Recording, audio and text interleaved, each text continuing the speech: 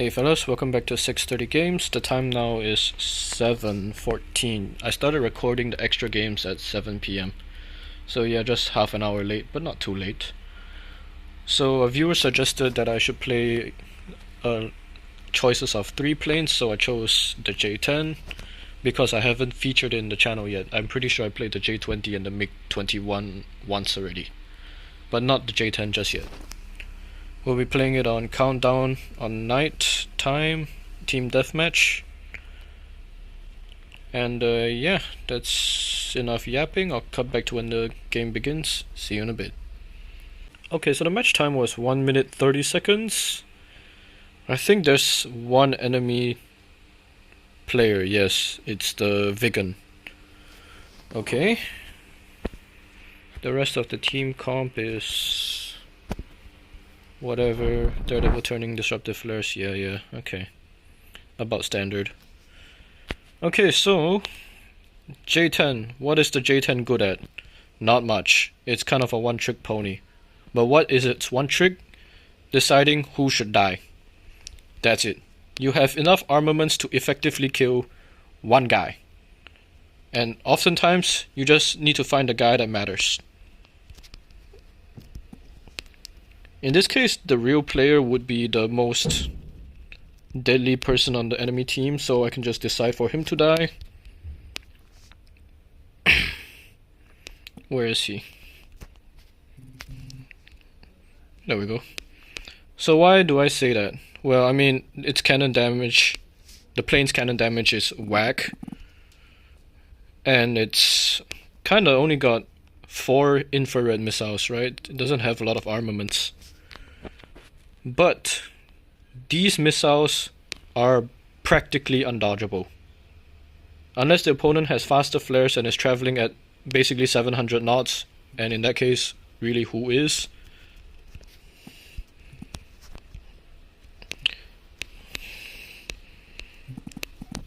This is how...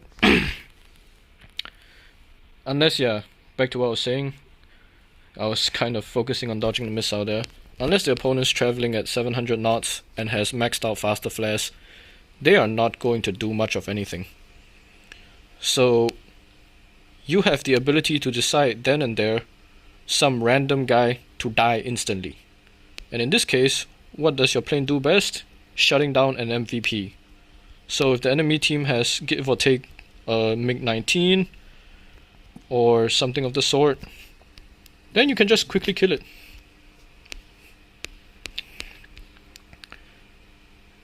And there's nothing the MiG-19 can do about it, besides running behind a wall. Now, yes, you might be thinking, okay, so that's the MiG-19 counter. Wrong, because once again, walls exist in the game. But yeah, just like that, you can just decide for people to die and they can't do anything about it. Sorry. Because with my mod loadout specifically, I don't put on Daredevil turning. The lock-on time for the J10 is so short that no other plane can out-trade it from the front. If someone's coming to kill you, they're basically dead. There's nothing they can do about it.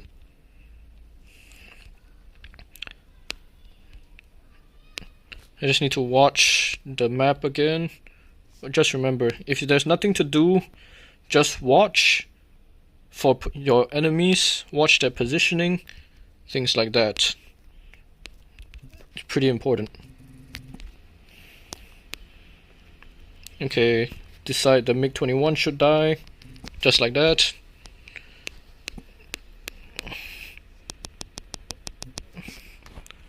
The Vegan got me, but it's too late. The game situation spiraled out of control, he will die and lose.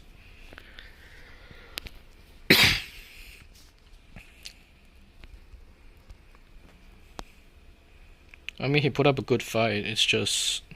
there's really not much he can do. Remember, if you have spare time, just use your ability on cooldown. It's very useful, specifically against bots.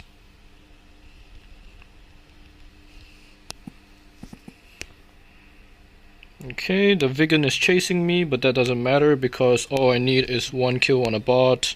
Goodbye. Well played to the vegan. It was a close match. But to be very honest, my team's bots were just better than his.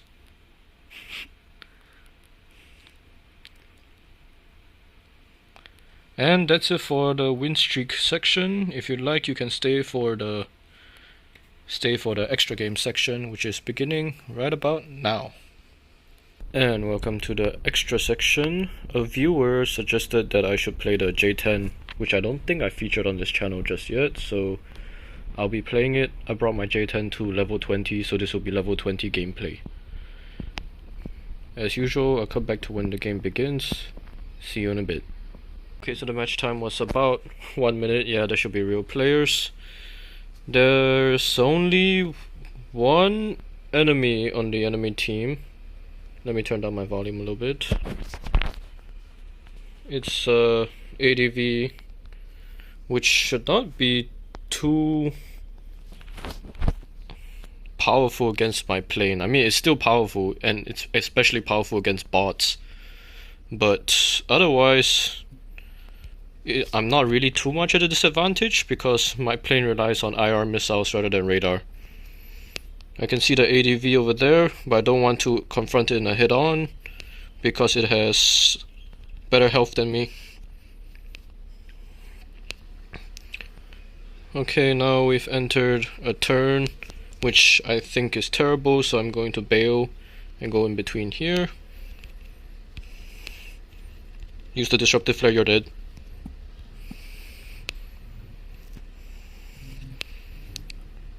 So what the J10 excels at is not continuous fighting, because as you can see, once you run out of IR missiles, you're kinda useless.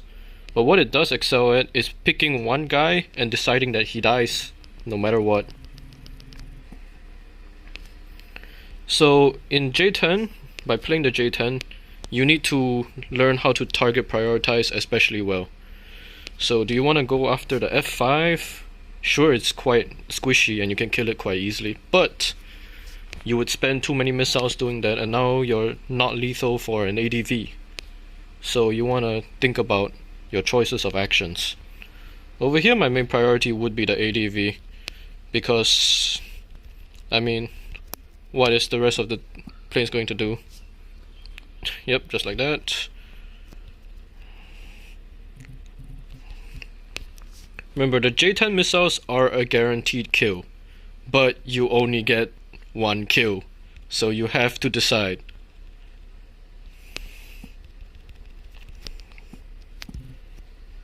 Can't even kill the Su-25, yep. It's because the cannons are really weak. Your primary means of killing people are the missiles. Another thing you can do with the J10 that's not often discussed is the ability to mess with enemy bots. Because when you use your ability on normal players, they'll probably realize, yeah, it's just the J10 ability and they won't do anything, right? But bots are kinda stupid and they'll force a flare. And if it forces the flare of the enemy bots, you can actually just... Give me a moment. If it forces the enemy's flares, then your teammate bots can clean it up. So spamming the ability off cooldown in a bot match is extremely useful. Don't just try and like trick players or something. I really don't know why you would do that. It's completely useless. Or you can use it offensively like this. So trick, flare, and now he's dead. Except for the ability. I forgot it's at F15. But you get what I mean. It will, or no matter what, it will force out the flare from the enemy bot. And then you can get a cheap kill, unless it's a F15 in which it has the ability to survive the last missile hit. That was kind of my bad. My team's in a good position right now. The Su-25 is going to come in, he might start shooting a missile, so once again, harass it with the flares. When one little thing, or one thing that's not known a lot about this game, is that bots can't do two things at once. It can either shoot a missile, or it can dodge. It cannot do both at once. So if you force it to flare with the ability, then it will not be able to do anything. And that's like a temporary stun, so to speak. You stunned it. Okay.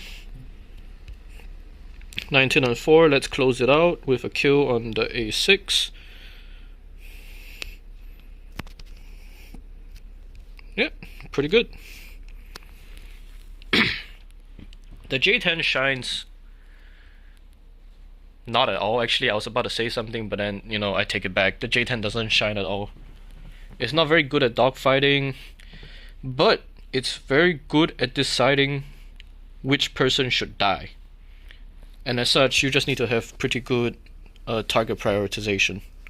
And that's it for this game. Moving on to the next one. I'll cut back to when it begins. See you in a bit. Okay, so the match time was about 1 minute 55, 1 minute 56, so it might just be a bot match. Yeah, unfortunately it's a bot match. Though, if you're watching this and you lose bot matches, maybe you can learn a thing or two. Okay, firstly, you need to look at the enemy team composition. Yes, I know it's a bot match, but you should do it nonetheless. So what are you looking at? The enemy team has an F-35, F-22, and a M2K.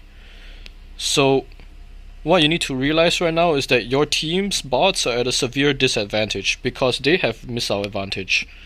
What is missile advantage? I mean, it's quite simple, right? They just have longer range missiles than you. Now, normally that doesn't matter because the range of your missiles is a useless feature in the game. But it does matter for a bot match. Why does it matter for bot matches? Because remember what I said in the previous round? Bots cannot do two things at once. It can dodge missiles extremely well, it can shoot with extreme precision at weird times, but it cannot do two things at once. So if your teammates' bots are being shot at by enemy long-range missiles, they cannot fire back. So that's one thing you need to keep in mind. So when you formulate your game plan in a bot match, you need to remember this fact, basically. If you want to, you can draw enemy fire. That'll keep some pressure off your bots, or you can just kill all of the enemy bots. That's also an option. But you just need to see how the game develops.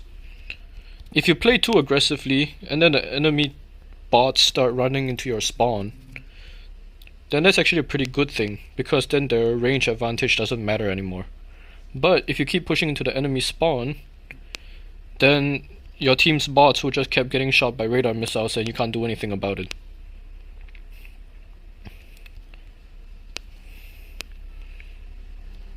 So I'm just gonna pressure the F-22. Remember, cannot do two things at once. And he's instantly dead. Remember, cannot do two things at once, and he's instantly dead. That's the weakness of bots. Anytime someone in the Discord server says bots are overpowered, that's the most stupid asinine thing ever. Yes, they can dodge extremely well. They dodge better than real players sometimes, but they cannot do two things at once. The moment they flare, it's over. Just pick it up and then kill them. Alright, see? It's shooting at my teammate, but it flares so it can't do anything anymore. 1, 2, 3, he's dead.